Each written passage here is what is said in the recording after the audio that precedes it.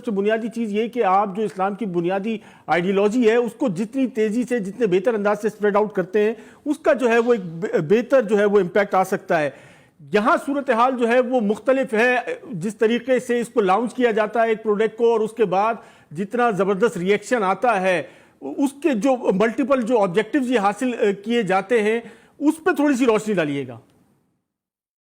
میں بالکل اتفاق کرتی ہوں جو کچھ باتیں ابھی غالب اقبال صاحب نے کی، اور میں سمجھتی ہوں کہ ہمیں ان کے معاشرے میں جو بھی وہاں ہمارے گئے ہوئے ہیں پاکستانی اور وہاں آباد ہیں اور بے شمار ہیں، ڈینمارک میں اور ناروے میں اور اسکینڈینیوین کنٹریز میں تو سب سے زیادہ ہیں.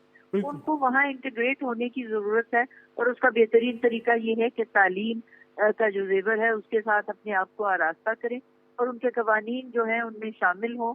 اور سب سے بڑی بات ہے ڈسپلن.